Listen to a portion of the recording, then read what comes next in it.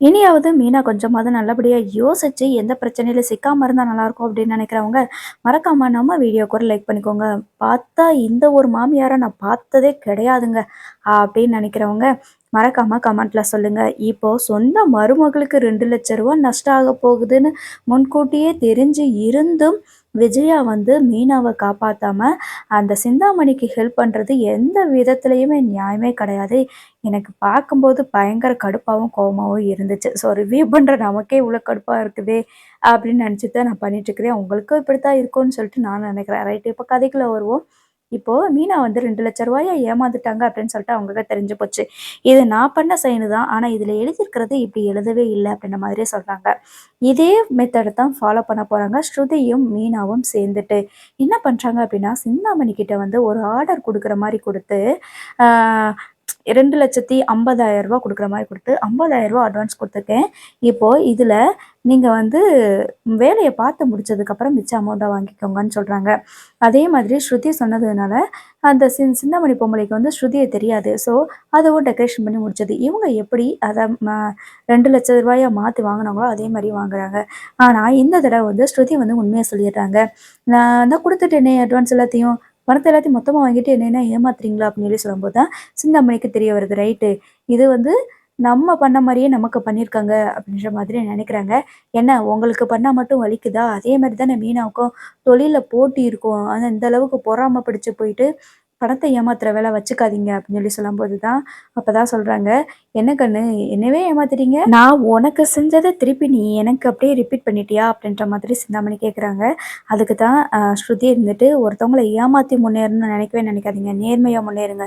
இப்ப நீங்க ரூ. 2,00,000 இப்ப மீனா கிட்ட நீங்க எடுத்து குடுக்கல அப்படின்னா, நான் கண்டிப்பா போலீஸ் ஸ்டேஷன்ல போய் கம்ப்ளைண்ட் பண்ணுவேன்." அப்படின்னு சொல்லி சொல்றாங்க. "என்ன மிரட்டுறியா?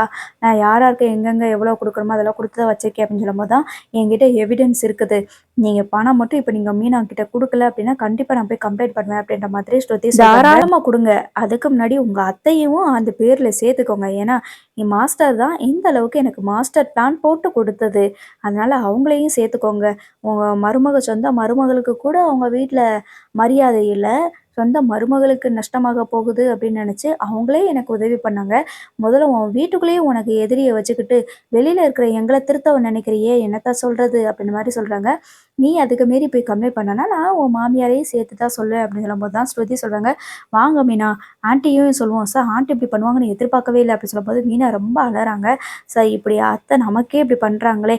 அடுத்தவங்களுக்கு நல்லது பண்ணா அதாவது யாரோ ஒருத்தவங்க நல்லா இருக்கும்னு நெனைக்கிறாங்க. ஆனா சொந்த மருமக எனக்கு இப்படி பண்றாங்களே! இப்படி லாபம் நஷ்டம் வரணும்னு சொல்லிட்டு, இந்த மாதிரி பண்ணிட்டாங்களே! அப்படின்னு சொல்லிட்டு ரொம்ப வருத்தப்பட்டுட்டு இருக்கிறாங்க.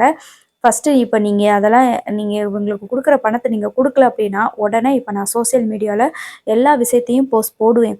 இனி கிடைக்கிற 1, 2 ஆர்டர் கூட உங்களுக்கு கிடைக்க விடாம போயிரும். அப்படின்ற மாதிரி ஸ்ருதி சொல்றாங்க. "என்ன கண்ணு மிரட்டுறியா?" அப்படின்னு சொல்லி சொல்லிட்டு இருக்காங்க. மிரட்டல. நீங்க இப்ப பேசுறதும், நீங்க பண்ணது எல்லாமே ரெக்கார்ட் ஆயிட்டு தான் இருக்குது. ஒருத்தவங்க தொழில்ல இருந்து வெளியேறி போகணும் அப்படின்னா, இப்படிலாம் பண்ணுவீங்களா? உங்களுக்கு அதிகமான ஆர்டர் கிடைக்கணும் அப்படின்னா, இன்னும் நல்ல ஆர்டரா எடுத்து நல்ல டெக்கரேஷன் பண்ணி கஸ்டமர வந்து திருப்திப்படுத்துங்க.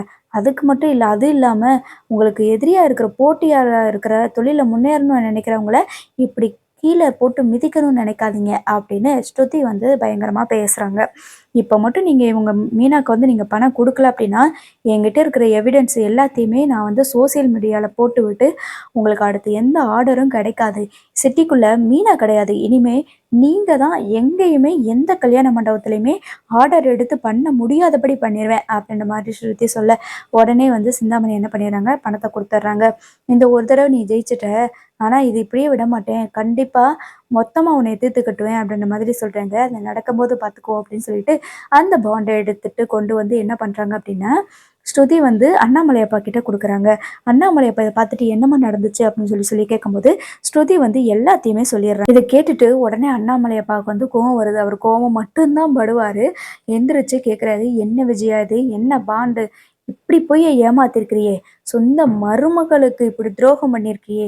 நீ எல்லாம் ஒரு மனுஷியா? உன்னைய பொம்பளைன்ற சொல்றதுக்கு கேவலமா இருக்குதா? அப்படி இப்படின்னு சொல்லிட்டு என்னென்ன டயலாக் சொல்ல முடியுமோ அந்த அளவுக்கு டயலாக்லாம் சொல்லிடுறாரு. இப்ப மீனாவுக்கு ஏற்பட்டிருக்கிற நஷ்டத்த நீ தான் பணம் குடுக்கணும். நீ தான் பணம் குடுத்து சமாளிக்கணும். அப்படின்ற மாதிரி சொல்றாங்க.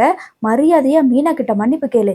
இனிமே இப்படி ஒரு விஷயத்துக்கு நீ தொண போன அப்படின்னு வச்சுக்கோயேன், இந்த வீட்ல நீ இருக்க மாட்ட. இன்னும் மறுபடியும் மறுபடியும் மீனாவுக்கு இதே மாரி டார்ச்சர் குடுத்துட்டு இருந்தேன்னா, என்ன உயிரோட நீ பார்க்கவே முடியாது. நான் இங்க இருக்கிறதுனால முத்துவும், மீனாவும் தனி குடித்தனம் போகாம இங்க இருக்கிறாங்க. நான் இல்ல, நான் செத்து போயிட்டேன் அப்படின்னா, இவங்க இங்க இருக்க மாட்டாங்கல்ல. அதனால தான் சொல்றேன். இன்னொரு தடவ இந்த மாரி மீனாவுக்கு நீ ஏதாவது ஒரு கொடைச்சல் குடுத்த அப்படின்னா, என்னைய நீ உயிரோட பார்க்க முடியாது அப்படின்ற மாதிரி அண்ணாமலை அப்பா சொல்றாங்க. இந்த இதுக்கு இப்ப நீ ரூ. 2,00,000 பணத்த மீனாவுக்கு நீ தான் குடுக்கணும் அப்படின்ற மாதிரி சொல்லிடுறாங்க. பணத்துக்கு நான் எங்க போவேன் அப்படிங்கும்போது, அப்ப மரியாதையா அவகிட்ட மன்னிப்பு கேளு. அப்படின்ற மாதிரி அண்ணாமலை அப்பா சொல்றாங்க. இந்த பூ கட்டுறவகிட்ட நான் மன்னிப்பு கேட்கணுமா? அப்படின்ற மாதிரி மறுபடியும் விஜயா சொல்லிட்டு இருக்கிறாங்க. நீ இந்த மாதிரி பேசாதன்னு சொல்லி தான் நான் இப்போ உன்கிட்ட நான் சொல்லிட்டு இருக்கிறேன். அவ எவ்ளோ பெரிய துரோகம் பண்ணியிருக்கா அவளுக்கு. எவ்ளோ சாமர்த்தியமா சமாளிச்சு இவ வந்திருக்கிறா. தொழில்ல இவ்வளோ பெரிய நஷ்டத்தை ஏற்படுத்தி குடுக்குறதுக்கு உனக்கு எப்படி மனசு வந்துச்சு? இன்னும் அவகிட்ட மரியாதையா மன்னிப்பு கேளு, இல்லன்னா இந்த வீட்ட விட்டு வெளிய போயிரு அப்படின்னு சொல்லி சொல்லிட்டு இருக்கிறாங்க. அதுக்கு விஜயா இருந்துட்டு, இவகிட்ட மன்னிப்புலாம் நான் கேட்க முடியாது அப்படின்னு சொல்லிட்டு அவங்க என்ன பண்றாங்க அப்படின்னா, வழக்கம் போல அவங்க கழுத்துல போட்டுருக்கிற ஒரு செயின கழட்டி தூக்கி வீசிர்றாங்க. இத அடகு வச்சு உனக்கு நஷ்டம் ரூ. 2,00,000 தானே எடுத்துட்டு போய்க்கிட்டே இரு. இது அடகுப்பையோ இல்ல விப்பையோ எதுனாலும் எடுத்துட்டு போய்க்கிட்டே இரு அப்படின்ற மாதிரி சொல்றாங்க. சரி தொடர்ந்து பார்ப்போம் என்ன நடக்குதுன்னு. இந்த விஜயா இப்போக்குள்ள திருந்தவே மாட்டாங்க. நம்மளும் பார்த்துட்டே இருப்போம். எனக்கு தான் திருத்துவாங்கன்னு. அவங்களுக்கு ஒரு ஆப்பு வச்சா தான் நல்லாயிருக்கும். சரி ஓகே காய்ஸ் பாய்.